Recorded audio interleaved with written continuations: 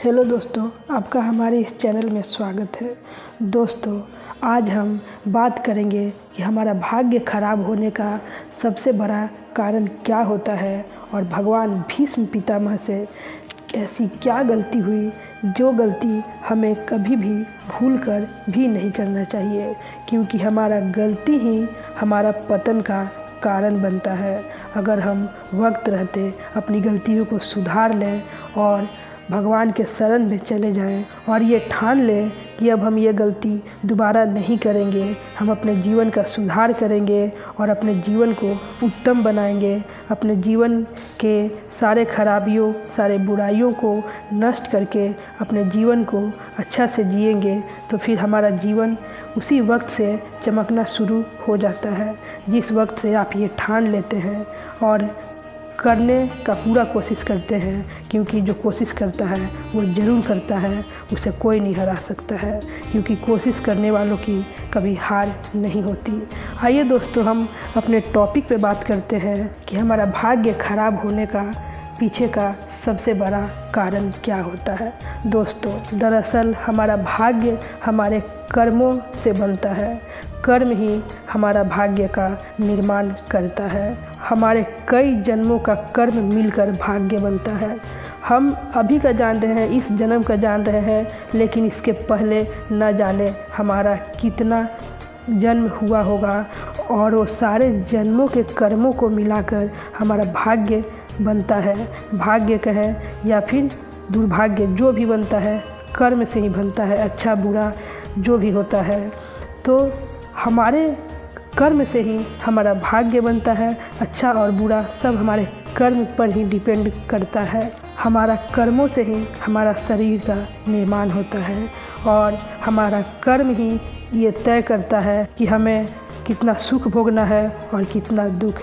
लेकिन अगर हम चाहें तो इस चीज़ को सुधार कर सकते हैं और वो एक ही मार्ग है, एक ही चीज़ है उसका सुधार करने का, भगवान का शरण, भगवान का नाम जप, भगवान से प्रेम, भगवान में आस्था और ये ठान लेना कि हम आज से कोई गलती नहीं करेंगे।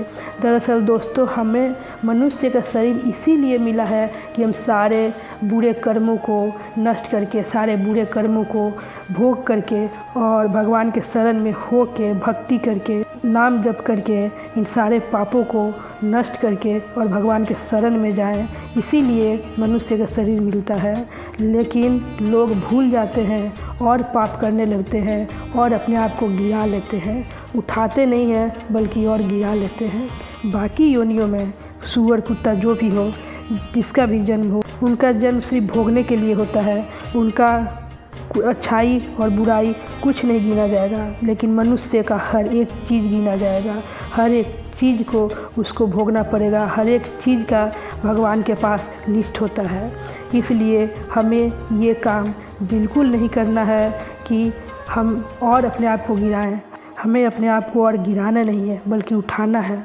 भगवान के शरण में रह के भगवान का भक्ति, भगवान का भजन और भगवान का नाम जप करके हमें अपना मनुष्य जन्म को सफल करना है, ना कि और उसे बर्बाद करना है। जैसे भीष्म पितामह की हम बातें करें तो वो तो बहुत सामर्थ्य थे, बहुत शक्तिशाली थे और जीवन भर ब्रह्मचर्य का पालन किए थे, लेकिन उनसे भी एक गलती हो गई। वो भगवान के खास थे, लेकिन उनसे भी गलती हो गई। जब माता द्रौपदी का चीरहरण हो रहा था, वहाँ पर भीष्म पितामह शांत थे, चुप थे, जिसका भयंकर परिणाम हुआ। उनको भी मृत्यु शैया पे लेटना पड़ा। कितना दुख हुआ उन्हें भी। उनका भी पाप नष्ट नहीं हुआ। वो भगवान के बहुत बड़े भक्त थे, बहुत अच्छे इंसान भी थे, लेकिन फिर भी उनका पाप नष्ट नहीं किया गया। उनका कर्मों को नहीं टाला गया, उनको भी सज़ा मिला। इसलिए याद रखिएगा, चाहे कोई कितना भी बड़ा क्यों ना हो, पर उसको कर्म दंड अवश्य भोगना पड़ता है। हमें कहाँ बोलना है और कहाँ चुप रहना है, इसका ज्ञान हमें अवश्य होना चाहिए। हमें कहाँ बोलना है और कहाँ चुप रहना है, ये चीज़ हमें मालूम होना चाहिए। जहाँ बोलने की ज़रूरत हो वहाँ ज़रूर बोलें और जहाँ चुप रहने की ज़रूरत हो वहाँ चुप रहें। जब जहाँ जो चीज़ की आवश्यकता है वहाँ पे वो चीज़ करना ही चाहिए। जहाँ बोलना है वहाँ पर हमारा चुप्पी सबसे बड़ा पाप का निर्माण करता है, और जहाँ चुप रहना है वहाँ बोलना भी हमारा पाप का निर्माण करता है। इसलिए हमें इस चीज़ का जानकारी अवश्य होना चाहिए कि हमें कहाँ बोलना है, कहाँ चुप रहना है, कहाँ क्या बर्ताव करना है। आप अपने आप को खोइए मत, अपने आप को पाइए, अपने गलतियों को सुधारिए और भगवान के शरण में जाइए, भगवान से प्रेम कीजिए। याद रखिए, कलयुग केवल नाम आधारा, सुमिरी सुमिरी नर उतरहि भव से पारा।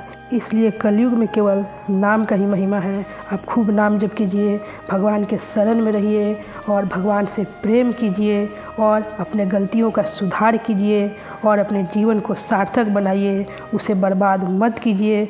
आपका जन्म जिस चीज़ के लिए हुआ है उस चीज़ को पाइए, उस चीज़ को कीजिए और उस चीज़ के लिए अपने जीवन को सार्थक कीजिए। अपना जीवन को बर्बाद मत होने दीजिए। मनुष्य का जन्म भगवान को प्राप्त करने के लिए मिला है।